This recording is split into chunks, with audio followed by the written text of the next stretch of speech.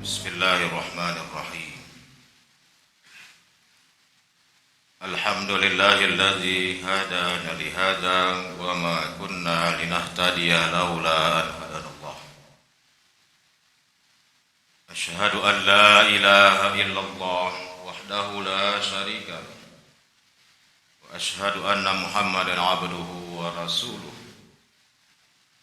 Allahumma salli wa sallim ala sayyidina Muhammad wa ala alihi wa sahbihi ajma'in.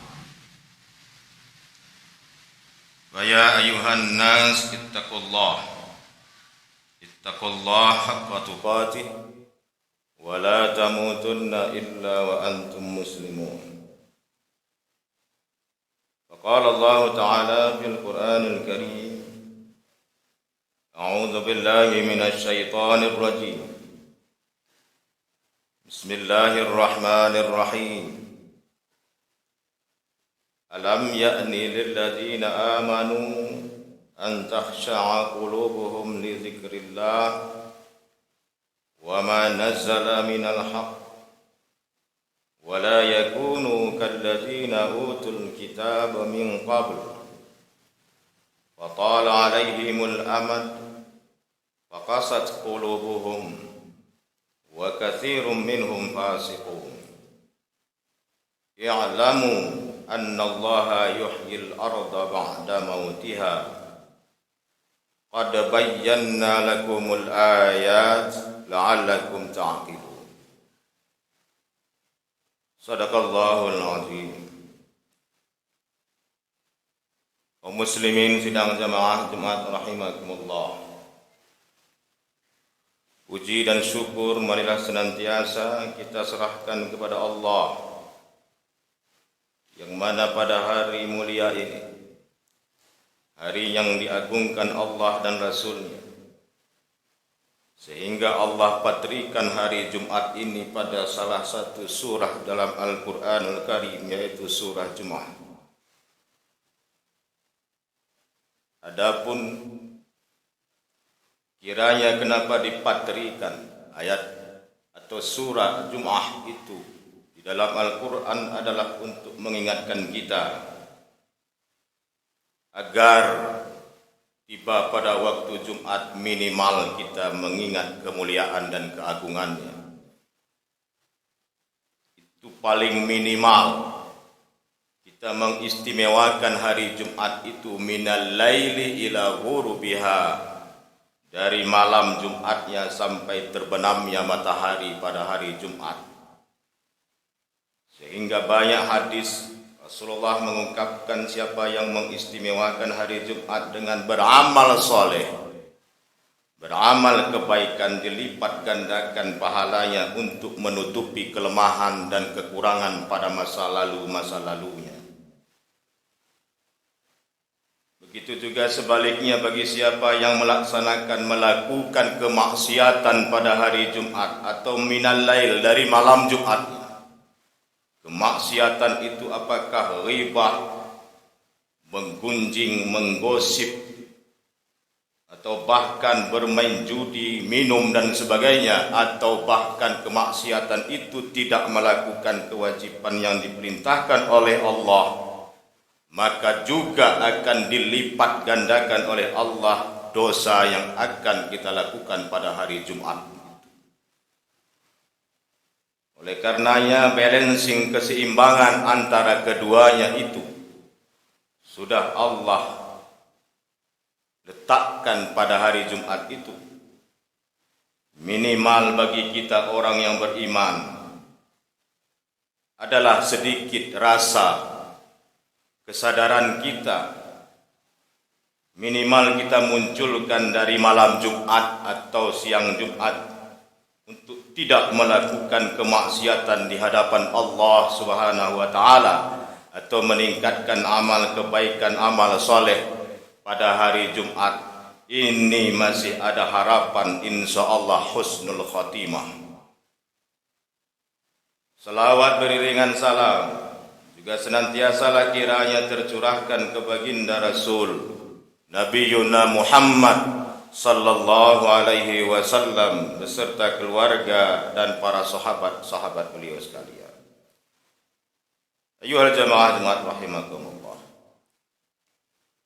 Secara medis, kalau seseorang itu makan ndak enak, tidur ndak enak, minum ndak enak, itu ada kelainan atau ada sakit pada dirinya. Kemudian secara jasmani itu akan pasti kita gelisah dan kita terus secepatnya berobat. Ini situasi umum pada kita. Berarti kalau ada kelainan dalam fisik kita, secepatnya kita berobat. Berusaha untuk menyembuhkannya. Bagaimana supaya makan enak, tidur enak, dan minum dan sebagainya. Untuk bagaimana supaya nikmat. Namun juga ada lagi satu lagi yang relatif kita abaikan. Pada saat kita ibadah tidak enak, pengajian tidak enak, membaca Al-Quran tidak enak, mendengar khutbah tidak enak, atau zikir kepada Allah tidak enak, maunya cepat-cepat. Bahkan masuk masjid pun ada yang enggak enak. Enaknya di kedai kopi, enaknya main catur. Tadi jasmani, kalau yang begitu berarti ada sakitnya, berarti rohaninya pun pada saat itu sakit adanya. Karena sudah Allah jelaskan, Allah buatkan garisnya. Ala bi dzikrillahi tatma'innal qulub. Dengan mengingat Allah, hatimu pasti bahagia, tentram, damai, tenang. Hati itu bahagian daripada rohaniyah kita. Ayuhal jamaah rahimakumullah. Inilah yang ditegur oleh Al-Quran. Alam ya'ni lilladina amanu an takhsha'a qulubuhum li dzikrillah. Belumkah sampai waktunya, wahai orang-orang yang beriman. Ini khusus kepada orang-orang yang beriman. Lilladzina amanu. Bagi orang yang sudah mengikat dirinya kepada Allah dan Rasulnya dan kepada para malaikatnya, meyakini keberadaannya, bahkan sudah bertauhid kepada Allah Subhanahu wa taala. Antahsha'a qulubuhum li dzikrillah. Belumkah tiba waktunya hatimu takhsha? Ulama tafsir mengungkapkan takhsha itu ada yang mengartikan khusyuk, ada yang mengartikan tunduk patuh, ada yang mengartikan takut kepada Allah. Yang manapun artinya secara letterlet itu terserah. Akan tetapi ayat yang selanjutnya ini mengugah kita. Li zikrillah. Belumkah waktunya kamu menikmati zikirmu kepada Allah? Belumkah tiba waktunya, wahai orang yang beriman, kamu merasakan zikirmu itu, merasakan sholatmu, merasakan puasa, zakat, hajimu. Rasa apa? Kesadaranmu. Ayuhal jamaah rahimakumullah. Ini yang oleh para ulama fikih, apapun aktivitas ibadah kita, wajib diawali dengan niat. Niat itu kasdus syai' muqtarinan bi fi'lih. Di sana diawali dengan kasdun, kasad, sengaja. Bahasa paling sederhana sengaja itu adalah sadar, sedar. Sadarmu yang dituntut. Sadarkah kamu dalam sholat? Sadarkah kamu dalam taharah bersuci? Pada saat kamu menyucikan mukamu, sadar enggak kamu air itu menyentuh kulitmu? Lalu dalam kesadaranmu, itu sadar tubuhmu. Bagaimana sadar ingatanmu? Lalu bagaimana sadar hatimu? 3 kesadaran dalam ilmu tasawuf yang harus kita barengi di setiap amaliyah kita, amal ibadah kita. Bahkan 3 kesadaran itu dituntut dalam kehidupan kita. Sadar kita berwudu. Untuk tubuh, dia rasakan air itu bagaimana menyegarkan anggota wudu kita. Kasad. Pikiran kita, maka para ulama mengajarkan doa-doa di setiap ajza, di setiap jujuk dari basuhan anggota tubuh itu. Ya Allah, cahayakanlah mukaku dengan nurmu. Pada saat membasuh kepala, ya Allah, lindungilah kepalaku daripada sengatan panasnya, teriknya nanti di yaumil qiyamah. Ya Allah, sucikanlah kepalaku, otakku dari pikiran-pikiran negatif. Doa itu akan menyadarkan pikiran kita di saat kita berwudu. Sucikan otakku dari pikiran suudzon itu. Sehingga yang kutampilkan dalam hidupku pikiran-pikiran yang husnuzon, baik sangka. Sebagaimana Rasulullah baik sangka terhadap musuhnya sendiri. Sama musuhnya orang kafir pun Rasulullah baik sangka. Apa yang terjadi selama ini dengan kita? Kita cuci kepala kita, tidak sadar kita menyuci air kepala itu. Sehingga tidak ada terpikir untuk bermunajat pada saat membasuhnya. Ya Allah, sucikanlah kepalaku sehingga dia terus husnuzan terhadap keputusanmu, terhadap musibah, terhadap nikmat yang kau berikan kepadaku. Sehingga habis wudhu, suuzan lagi balik, buruk sangka. Suami buruk sangka sama istri, istri buruk sangka sama suami, bahkan anak pun buruk sangka kepada ayah ibundanya. Parah. Karena tidak muncul kesadaran dalam aktivitas syariat Islam kita sendiri. Itu belum lagi cerita bagaimana kita sujud. Yang raga yang 7 ini harus kita persembahkan dengan kesadaran kita, rasa sendi-sendi ini kita sujud menyembah kepada Allah. Rasa tubuh itu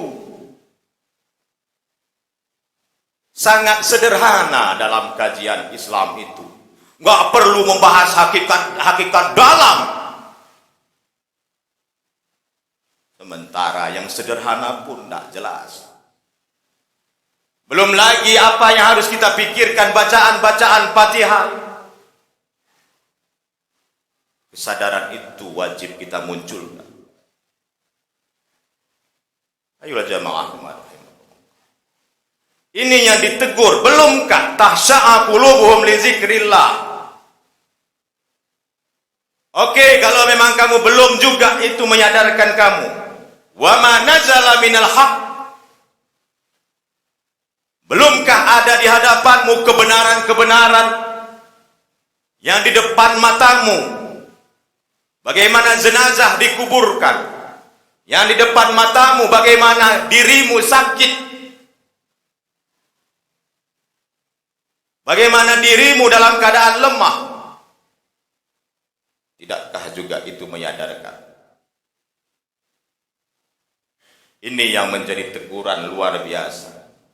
Atau kamu terjebak seperti orang yang masa lalu, wala yakunu kalladzina utul kitab min qabl, orang-orang yang telah dahulu, fatala alaihimul amad, panjang angan-angannya, hidupnya lama tapi angan-angannya pun panjang, sehingga faqasat qulubuhum, hatinya menjadi keras. Kijab arilah taubat, kijab arilah aku sembahyang, kijab arilah aku maju. Ini yang terjadi di masa lalu, sehingga akhirnya wa katsirum minhum fasiqun, mereka meninggal dunia dalam kefasikan kepada Allah Subhanahu wa taala. Hatinya keras, tidak menerima kebenaran yang jelas mutlak di hadapannya. Oleh karena itu, munculkanlah kesadaran itu terutama, sehingga aktivitas syariat itu dengan penuh kesadaran pasti terimplementasi dalam kehidupan kita. Pasti salat kita akan mencegah tanha anil fahsya wal munkar, mencegah perbuatan keji dan mungkar. Pasti ada kebahagiaan. Ini yang membahayakan kita. Kita sering membaca Ar-Rahmanir Rahim dalam Al-Fatihah, tetapi tidak muncul kesadaran itu, bahwa kita harus punya sifat Rahman dan Rahim, penyayang, pengasih, sebagaimana Allah sudah mengasihi kita. Tidak sedikit pun melihat kepada kebaikan kita. Wahsin kama ahsanallahu ilaik, berbuat baiklah sebagaimana Allah berbuat baik kepada kita. Kesadaran itu muncul dari syariat-syariat pengamalan ibadah kita. Allah berbuat baik kepada kita bukan karena kebaikan kita. Allah memberikan rezeki kepada kita bukan karena sedekah kita. Lalu kenapa kita menuntut? Dia menjile, aku pe menjile. Edi selindung pe begini. Secawan kae, secawan kolu. Kalau orang yang benar-benar Islam tidak lagi memikirkan itu. Bagaimana Allah berbuat baik kepada kita? Dia tidak memandang sujudkah kamu, salatkah kamu, tetap napasmu kami berikan. Bahkan kamu pun tidur. Kalau pejudi, kalau pekanang, kalau korupsi, mendempe ya ke Tuhan napas. Sedang main judi pe ya ke Tuhan napas. Kurang kai tule menjilena Tuhan bantu. Allah mengharapkan kita juga seperti itu. Jangan kamu tuntut balasan. Ini yang harusnya dimunculkan, kesadaran ini, keikhlasan ini. Sehingga keikhlasan itulah yang menjadi dasarnya kita khusyukkah atau tidak. Amal ibadah kita.